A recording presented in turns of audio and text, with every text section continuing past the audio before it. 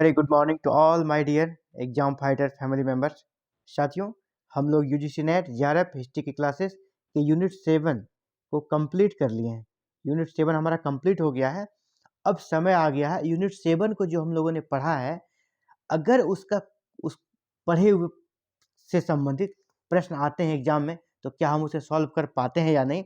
इसीलिए यूनिट 7 से अब तक जो भी एक क्वेश्चन आए हुए हैं यूजीसी नेट जेआरएफ के एग्जाम्स में, प्रीवियस ईयर क्वेश्चन को हम लोग डिस्कशन करने वाले हैं। यूनिट 7 से संबंधित जितने भी प्रश्न हैं उन्हीं को, और ये आपके सामने रेडी है आज का अभ्यास प्रश्न प्रैक्टिस सेट 2। ये प्रैक्टिस सेट 2 है। प्रैक्टिस सेट 1 आपके प्लेलिस्ट में अवेलेबल है, जो कि पिछले ही दिन कंप्लीट कर लिया गया है। तो अभी हम लोग प्रैक्टिस सेट 2 को डिस्कशन करने वाले हैं आज। इसका और एक प्रैक्टिस सेट आएगा, प्रैक्टिस सेट 3। यूनिट 7 के लिए 3 प्रैक्टिस सेट बने हैं, practice 1, practice set 2, practice set 3। तो प्रैक्टिस 1 कंप्लीट हो गया है, 2 अभी हम लोग कर रहे हैं और 3 नेक्स्ट डे होगा। तो बढ़ते हैं पहले एक प्रश्न की ओर। द्वैत शासन जो है, द्वैत शासन के बारे में कुछ बातें कही गई है। डायरकी के बारे में निम्नलिखित में कौन सी आलोचना तर्क संगत नहीं है। द्वैत शासन के बारे में निम्नलिखित में कौन सा तर्क संगत नहीं है, आपको चुनना है। प्रांतीय स्तर पर विषयों का दोषपूर्ण विभाजन, ये तो सही है, दोषपूर्ण विभाजन था। मंत्रिमंडलीय स्तर पर विषयों का दोषपूर्ण विभाजन, ये भी सही था, क्योंकि मंत्रिमंडल स्तर पर विषयों का दोषपूर्ण विभाजन था। हस्तांतरित विषयों के लिए वित्त का अभाव, यस, पैसे का अभाव था। हस्तांतरित विषय जो मंत्रियों के पास होते थे उससे हमेशा पैसे की समस्या से जूझना पड़ता था। नवनियुक्त मंत्री अनुभवहीन एवं अयोग्य थे, ये तर्कसंगत नहीं है, क्योंकि हमारे जो मंत्री बने थे वो काफ़ी योग्य व्यक्ति थे और उन्हें जिस परिस्थिति में भी काम किया वो काफ़ी अच्छा काम किया। इसलिए इसका राइट आंसर डी होगा साथियों। और आप हमें बताएं, अगर आपको आ रहा है और अगर आप जान रहे हैं तो कमेंट कर जरूर बताएं, द्वैत शासन प्रणाली डायरकी भारत में किस अधिनियम के अंतर्गत इंट्रोड्यूस की गई थी।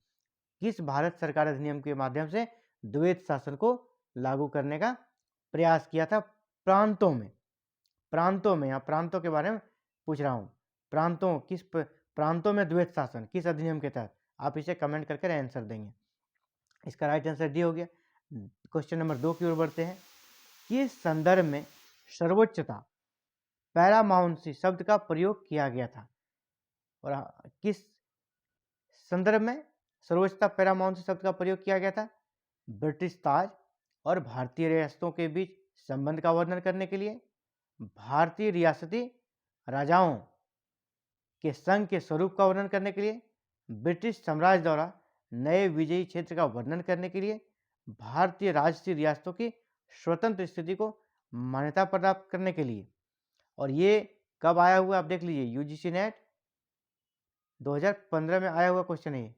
2015 में उस समय 3 पेपर होते थे, पेपर 1, पेपर 2 एंड पेपर 3।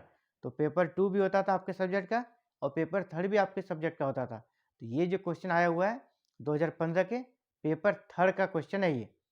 तो इसका सही वर्णन सर्वोच्चता या पैरामाउंसी का शब्द का जो प्रयोग किया गया था, इसका सही संदर्भ था ब्रिटिश ताज और भारतीय रियासती राजाओं के बीच संबंध का वर्णन करने के लिए।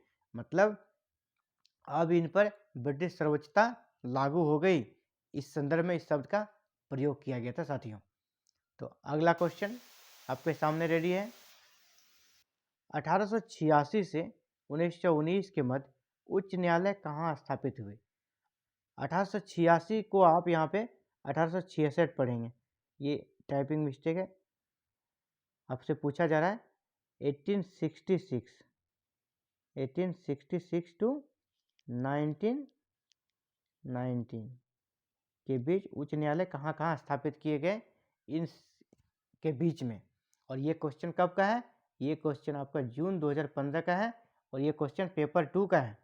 जून 2015 पेपर 2 का क्वेश्चन है ये, हिस्ट्री पेपर 2। तो हमें सबका जो भी हाई कोर्ट बने हैं उनका हमें ईयर याद रखना होगा, तभी ये क्वेश्चन आप सॉल्व कर पाएंगे। तो ऑप्शन के अनुसार 1886 से 1919 के बीच कौन कौन से हाई कोर्ट की स्थापना हुई थी। तो इसको जानने के लिए हमें देखना होगा कि इससे इसका राइट आंसर हमारा बी हो जा रहा है, जैसे कि मुझे पता चल रहा है बी होगा। अब मैं बता रहा हूँ बी क्यों होगा। इलाहाबाद हाईकोर्ट की स्थापना हुई थी 1869 में, 1869 में। वैसे इसकी स्थापना 1866 में हुई थी, लेकिन उस समय इसका मुख्यालय आगरा था, इसको इलाहाबाद 1869 में लाया गया। इसी तरह पटना जो है, पटना हाईकोर्ट का स्थापना 1916 में हुआ था। और लाहौर जो हाईकोर्ट है स्थापना 1919 में हुआ था।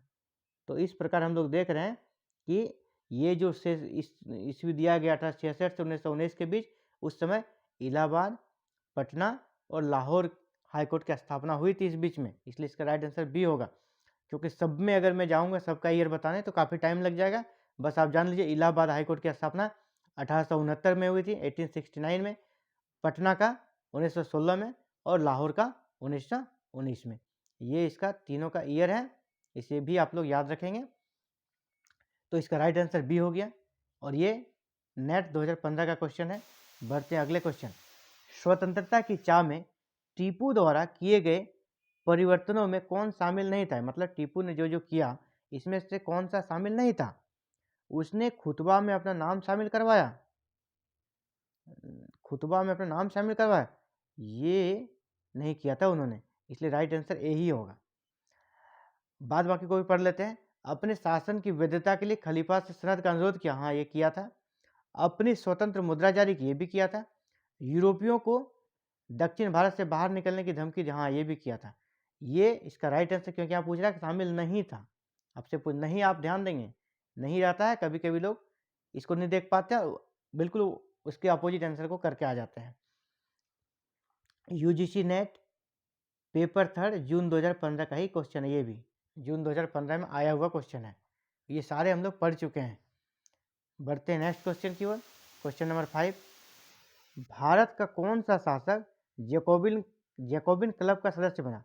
बिल्कुल ये इजी क्वेश्चन है, फैक्चुअल क्वेश्चन है, इसका हम लोग का अच्छे से पढ़े भी हैं। जैकोबिन क्लब का सदस्य एक ही भारतीय शासक बना था, और वो शासक कौन था?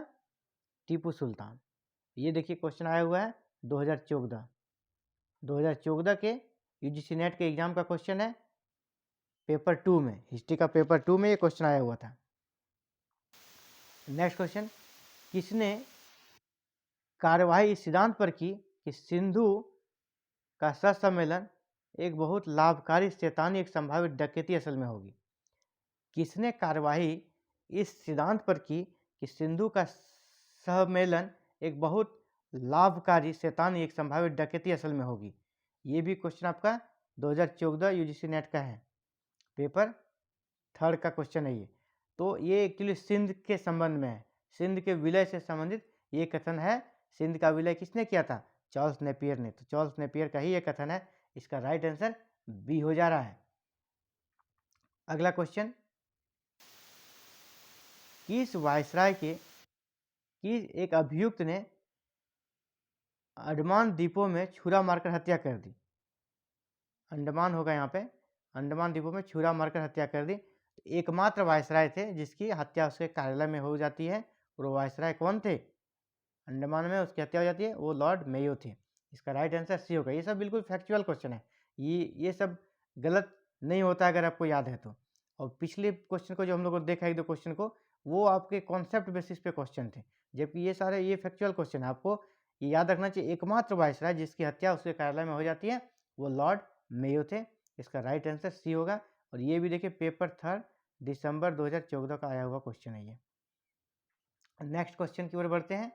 अगला क्वेश्चन है आपके सामने, निम्नलिखित में कौन भारत सरकार के 1935 के अधिनियम गवर्नमेंट ऑफ इंडिया एक्ट 1935 का अंग नहीं है? मतलब जो एक्ट हम लोगों ने पढ़ा है 1935, उनके जो मुख्य प्रावधान से उनमें से कौन सा नहीं है? प्रांतीय स्वायत्तता थी, एक भारतीय को गवर्नर नियुक्त करना, नहीं ये नहीं था। अखिल भारतीय संघ बिल्कुल था। भारतीय रिजर्व बैंक की भी स्थापना इसी के माध्यम से की गई थी। तो यहाँ पूछ रहा नहीं था, और तो नहीं था तो कौन नहीं था? बी नंबर नहीं था, इसलिए राइट आंसर इसका बी हो जाएगा। एक भारतीय को गवर्नर नियुक्त करना ये नहीं था।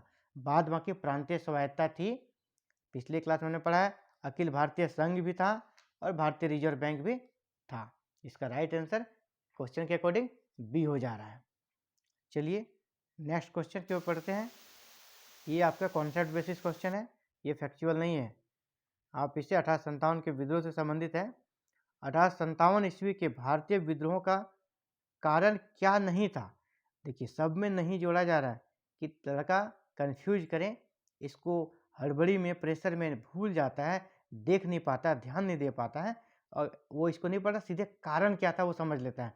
1857 विद्रोह का कारण क्या था, बस एक को पढ़ता है, राइट आंसर मार के आ जाता है। और जब फिर 2 दिन के बाद पढ़ उसे पता चलता रही ये तो नहीं था, यहाँ पे गलती हो गया, तब माथा पीटता है। क्या होगा? कुछ नहीं। इसीलिए आपको बिल्कुल ध्यान से पढ़ना है, आराम से पढ़ना है कि आपके गलती नहीं हो। तो पढ़ते हैं 1857 के भारतीय विद्रोह का कारण क्या नहीं था। इसमें से क्या कारण नहीं था? भारतीय सैनिकों को भारत तथा विदेश में काम करना, ये भी कारण था, क्योंकि इससे उनका धर्म नष्ट होता था और समाज में उसे इज्जत नहीं मिलती थी, समाज में उसका बहिष्कार तक भी किया कर दिया जाता था, इसीलिए ये कारण तो था। इनफील्ड राइफलों का आरंभ करना, ये भी कारण था, तत्कालिक कारण तो यही था। भारतीय तथा अंग्रेजी सैनिकों में बहुत असमानता, हाँ ये भी था, असमानता था। भारत के सैनिक और यूरोपीय सैनिक जो थे सेना में, उसमें काफ़ी असमानता था, वेतन में, रहन सहन में, सुविधाओं में। सभी भारतीयों की औपनिवेशिक युग से छुटकारा पाने की इच्छा नहीं, ये नहीं था, क्योंकि हम लोग देखते हैं सिर्फ सेनाओं ने ही विद्रोह किया और कुछ कुछ एरिया में जनता ने विद्रोह किया, जबकि शिक्षित वर्ग, जमींदार वर्ग, उन लोग व्यापारी वर्ग, इन लोगों ने अंग्रेजों का साथ दिया था। इसीलिए सभी भारतीयों को अपने युग से छुटकारा पाने की इच्छा, ये क्वेश्चन के अकॉर्डिंग राइट आंसर होगा, क्योंकि ये उसका कारण नहीं था। 1857 के विद्रोह का ये कारण नहीं था, इसलिए इसका राइट आंसर डी होगा। बढ़ते हैं नेक्स्ट क्वेश्चन की ओर। आप हाँ ये बिल्कुल आपसे कह सकते हैं एकदम लेवल, हाई लेवल का क्वेश्चन, इसको आप मान सकते हैं। ये जो क्वेश्चन आपके सामने दिख रहा है क्वेश्चन नंबर 10, इसे आपको हाई लेवल का क्वेश्चन आप मान सकते हैं। क्वेश्चन के अनुसार आपसे काफ़ी टफ चीज़ एक ही क्वेश्चन में पूछ लिया गया है। आपको पूछा जा रहा है इनका कालक्रम करना है, इन सब चीज़ों का कालक्रम करना है, कौन सा पहले और कौन सा बाद में अंग्रेजों के शासनकाल में लागू किया जाता है इन नीतियों को। रिंग फेंस नीति, एक समान संघ नीति, अधीनस्थ संघ नीति और अधीनस्थ पार्थक्य नीति, ये 4 नीतियां रही है ब्रिटिश शासनकाल में भारत में। तो ये कब कब इसे भारत में और किन किन वायसराय के काल में इंट्रोड्यूस करने का प्रयास किया गया, तो आपको ये याद रखना पड़ेगा, आपको ये याद होना चाहिए चारों के बारे में, तभी आप इसे सॉल्व कर पाएंगे। तो सबसे पहले अगर हम बात करें रिंग फेंस नीति, तो रिंग फेंस की जो नीति थी ये 1757 से 1813 के बीच था। 1757 से 1813 के बीच था रिंग फेंस नीति। इसके तहत वही बफर स्टेट बना दिया जाता था। उस पर हम लोग पूरा डिटेल अभी नहीं जाएंगे, क्योंकि डिटेल जाने से क्वेश्चन में काफ़ी टाइम लग जाएगा। और एक समान जो संघ नीति थी यह 1935 से 41 तक था। एक समान संघ नीति 1935 से 41 के बीच था। आप इसे सीरीज कर पाए इसलिए मैं सबका ईयर बता दे रहा हूँ। और इसका था 1858 से 1935, 1858 से 1935, 1858 से 1935 के बीच। अधीनस्थ पार्थक्य ये था 1813 से 1857, 1813 से 1857। तो आप अब कर पा रहे होंगे कि कौन सा पहले था। तो आप देख रहे होंगे जो भी सेशन दिया गया है, रिंग फेंस सबसे पहले था। इसमें बफर स्टेट बना दिया जाता था बीच में, ताकि कंपनी का जो साम्राज्य था उसकी सुरक्षा हो सके। और तो पहला होगा एक नंबर, एक नंबर किस में है, ए और बी में है। अब देखते हैं नेक्स्ट, एक के बाद हो जाएगा आपका 4, जो कि 1813 है, अधीनस्थ पार्थक्य नीति। तो एक के बाद 4, तो हमको लग रहा है option number A right answer होने वाला है, 1 4। इसके बाद आपका 3 नंबर है अधीनस्थ संघ नीति 1858 में, 1 4 3, और लास्ट में समान संघ नीति 2, 1 4 3, यानी राइट आंसर इसका ए होने वाला है। सारे टर्म्स को हम लोग यहाँ पर डिस्कशन नहीं करेंगे, बस आप इसका ईयर को याद रख लें, सेशन को याद रख लें, ये आपके लिए बहुत ही महत्वपूर्ण होने वाला है। तो इसका राइट आंसर हो जाएगा ए। और ये क्वेश्चन कब आया हुआ है, जून 2014 पेपर 3। इस क्वेश्चन को आप काफ़ी टफ क्वेश्चन के श्रेणी में शामिल कर सकते हैं, क्योंकि यहाँ एक क्वेश्चन में आपसे 4-5 सवाल पूछ लिए गए हैं। सबसे पहले आपको सबका ईयर याद होना चाहिए, फिर उसको सीरीज करना है। तो 4-5 क्वेश्चन आपसे एक ही क्वेश्चन में पूछ लिया गया है। बढ़ते हैं क्वेश्चन नंबर 11 की ओर। क्वेश्चन नंबर 11 है 1857 के विद्रोह के कृषकों के भाग लेने का मुख्य कारण क्या था? कृषकों ने 1857 के विद्रोह में भाग लिया, इसका मुख्य कारण क्या था? और ये क्वेश्चन आपका 2013 दिसंबर 2013 में आया हुआ क्वेश्चन है पेपर 2 में। तो कृषकों ने भाग क्यों लिया था? असाधारण रूप से उच्च राजस्व की मांग, ये भी सही था। राजस्व नीति ने कृषकों को ही नहीं अपितु देश के कुलीन लोगों को भी विनाश कर दिया, ये भी सही था। नई राजस्व नीति के लाभार्थी भी संतुष्ट नहीं थे, ये भी सही है। उपर्युक्त सभी, तो इसका राइट आंसर डी होगा। उपर्युक्त सभी कारण थे, कृषकों ने जो भाग लिया इस विद्रोह में, उसमें ये सारे कारण मौजूद थे, इसलिए राइट आंसर डी होगा। क्वेश्चन नंबर 12 ये है कि डलहौजी ने जिन राज्यों को हड़प नीति के माध्यम से ब्रिटिश प्रांत में शामिल कर लिया था, उनका ईयर है।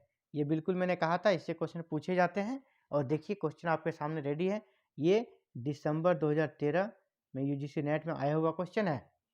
आपको यहाँ बिल्कुल याद रखना किस राज्य का विलय कब हुआ था। तो उसके बाद आपको ये नीचे का कूट मिलान करना है। तो सबसे पहले ईयर आपको याद होना चाहिए। झांसी का विलय कब हुआ? झांसी का हुआ था 1853 में। संबलपुर सताराव हुआ था 1848 और संबलपुर 1849। उसके बाद अवध 1856, नागपुर 1854। यानी आपका राइट आंसर क्या हो जाएगा? 2, 1, 4, 3। तो 2, 1, 4, 3 कहाँ है? आप देख लीजिए 2, 1, 4, 3। 2, 1, 4, 3 डी नंबर में है, तो इसका राइट आंसर डी हो जाएगा। राइट आंसर डी हो गया। बढ़ते हैं अगले क्वेश्चन की ओर। निम्नलिखित गवर्नर जनरलों में किसने सिविल सेवाओं को प्रारंभ किया? बिल्कुल ये फैक्चुअल क्वेश्चन है। सिविल सेवा का जनक किसे माना जाता है? लॉर्ड कॉर्नवालिस को। इसका राइट आंसर सी होगा। ये बहुत ही फेमस और फैक्चुअल क्वेश्चन है। सिविल सेवा का जनक आपको जीके में बहुत जगह मिल जाएगा, छोटे छोटे क्लास में भी। तो ये सब बेसिक क्वेश्चन है। भारतीय सिविल सेवाओं का जनक लॉर्ड कॉर्नवालिस थे, और ये क्वेश्चन भी आया हुआ है आपका जून 2013 के यूजी नेट के एग्जाम में। नेक्स्ट अगला क्वेश्चन नंबर 14, इसमें है हैदराबाद के निजाम राज का संस्थापक कौन था? मतलब हैदराबाद का संस्थापक कौन था, क्योंकि निजाम राज हैदराबाद में ही था। तो उसका संस्थापक कौन था? चिनकिलीज खां, या इसी को निजामुल मुल्क भी बोलते हैं। चिनकिलीज खां का दूसरा नाम निजामुल मुल्क। और देखिए ये भी आपका 2013 दिसंबर का क्वेश्चन है, दिसंबर 2013 का क्वेश्चन है। बिल्कुल इजी क्वेश्चन है ये सब। नेक्स्ट है काल कोठरी यानी ब्लैक होल घटना को किसने सनसनीखेज बना दिया? इसे भी हम लोगों ने बहुत अच्छे से पढ़ा है। तो इस घटना को किसने बनाया था? हॉलवेल, जो कि जिंदा बच गए थे। और ये आपका 2012 में आया हुआ क्वेश्चन है साथियों। ये सब इजी क्वेश्चन के श्रेणी में हम लोग इसको शामिल करेंगे, लेकिन क्वेश्चन आया हुआ है, आप देख लीजिए। आप जिसमें पढ़े हैं उनमें से कितना क्वेश्चन आपको मैच कर रहा है। लगभग क्वेश्चन आपको मैच कर जा रहा है। निम्नलिखित वायसराय को कालक्रम में लगाइए और नीचे दिए गए कूटों से सही उत्तर का चयन कीजिए। आपको फिर से यहाँ एक क्वेश्चन के साथ 4 क्वेश्चन पूछ लिया गया है। एक क्वेश्चन इसको नहीं समझना है, 4 क्वेश्चन है, क्योंकि आपको सारे गवर्नर जनरल का नाम, आपको नाम के साथ उसका जो सेशन है वो आपको कार्यकाल याद रखना होगा, तभी आप इसे सॉल्व कर पाएंगे। तो हम लोग यहाँ पे इसका कार्यकाल देखते हैं। लॉर्ड रीडिंग का कार्यकाल कब था? इसका कार्यकाल 1921 से 1926 था। 1921 से 26 था लॉर्ड रीडिंग। इसी प्रकार विलिंगडन जो था 1931 से 36 थे। ये 1931 से 36। इसी प्रकार लॉर्ड डफरिन, जिसके समय कांग्रेस की स्थापना हुई, ये 1884 से 1888 से 1888 था इसका कार्यकाल। इसी प्रकार जो लॉरेंस थे, सर जॉन लॉरेंस, 1863 से 1869। अब आप इसे अरेंज कर पाएंगे आसानी से। ईयर आपको आपके सामने क्लियर हो गया। तो सबसे पहले कौन है ईयर आप देख लीजिए। सबसे पहले सर जॉन लॉरेंस मतलब 3 नंबर सबसे पहले होगा। यहाँ आपको राइट आंसर दिख रहा है 3, यहाँ भी 3 है, ए या बी में ही होगा। तो सर जॉन लॉरेंस के बाद दूसरा जो होगा वो हम आपके सामने डफरिन। तो 3 के बाद 4 किस में है? ए नंबर। तो यही राइट आंसर होने वाला है। 3, 4, इसके बाद आपका 1 रीडिंग, लॉर्ड रीडिंग 1, 2, तो ए नंबर इसका राइट आंसर है।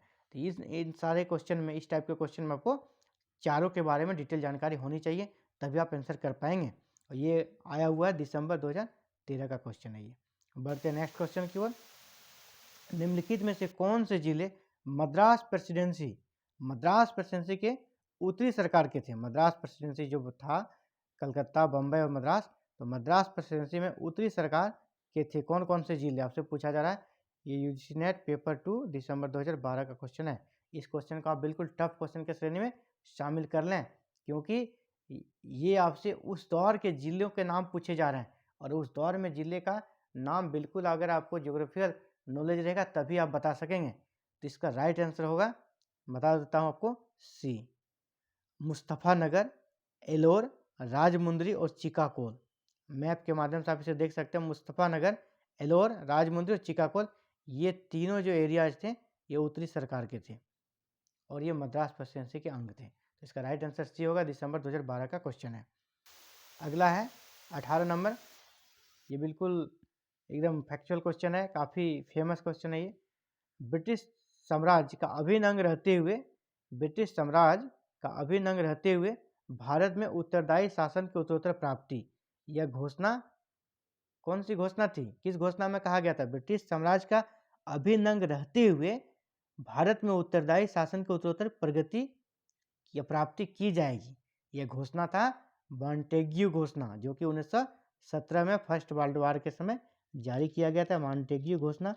और इसी के बाद मॉन्टेग्यू ट्रांसपोर्ट अधिनियम बना 1917 का। इसका आंसर होगा बी, और ये भी क्वेश्चन आया हुआ दिसंबर 2012 का क्वेश्चन है। Next question number 19। स्थानीय वित्त योजना किसने लागू की? स्थानीय वित्त योजना लागू की थी लॉर्ड मेयो ने। इसका राइट आंसर बी होगा। अगर आपको स्थानीय स्वशासन पूछेगा तो रिपन, स्थानीय वित्त योजना तो ये हो जाएगा लॉर्ड मेयो, और ये भी दिसंबर 2012 में आया हुआ क्वेश्चन है। तो 19 का राइट आंसर हमारा बी हो जाएगा, लॉर्ड मेयो। बढ़ते हैं नेक्स्ट क्वेश्चन की ओर, और आज का ये प्रैक्टिस सेट का अंतिम क्वेश्चन है। ब्रिटिश शासन एवं भारतीय रियासतों के मध्य संबंधों की परिभाषा। ब्रिटिश शासन और भारतीय रियासतों के मध्य संबंधों की परिभाषा सर्वोच्चता ही सर्वोच्च है करने वाला कमीशन कौन है? तो सबसे पहले जान लें, ब्रिटिश शासन और भारतीय रियासतों के बीच संबंध को लेकर जो कमेटी बनाई गई थी, उस कमेटी का नाम था बटलर कमीशन। और ये इसका कब हुआ था? 1927 में। बटलर कमीशन 1927 में। और इसी कमीशन में ये बातें कही गई थी, सर्वोच्चता ही सर्वोच्च है, और इसलिए इसका राइट आंसर सी होगा। तो अभी हम लोग देख रहे थे यूजीसी नेट हिस्ट्री के सिलेबस के अकॉर्डिंग यूनिट 7 जो हम लोगों ने पढ़ लिया है, उस यूनिट 7 से अब तक यूजीसी नेट के एग्जाम में कौन कौन से प्रश्न आए हैं उसका हम लोग डिस्कशन करे। तो हम लोगों ने देखा लगभग 95% क्वेश्चन को हम लोग सॉल्व कर पा रहे थे पढ़े हुए, जो आप वीडियो अगर देखे हैं उसके अनुसार। अगर आप नहीं देखें तो प्लेलिस्ट में जाकर सारे वीडियोज को देखें, इसके बाद फिर आप प्रैक्टिस सेट में भाग लें। अभी और एक प्रैक्टिस सेट बचा हुआ है जो आपको नेक्स्ट क्लासेस में मिलने वाला है। तो उम्मीद करता हूँ ये वीडियो आपके लिए काफ़ी फायदेमंद रहेगा। Thank you for watching this video. और अगर अपने चैनल को सब्सक्राइब नहीं किया है तो please subscribe, like and share my channel. अगर आप यूजीसी नेट की बेहतर तैयारी करना चाहते हैं इतिहास विषय की, तो बिल्कुल हमारे चैनल के साथ जुड़ें। यहाँ कोई फीस नहीं ले जाता है, बस आप हमारे चैनल को सब्सक्राइब करें।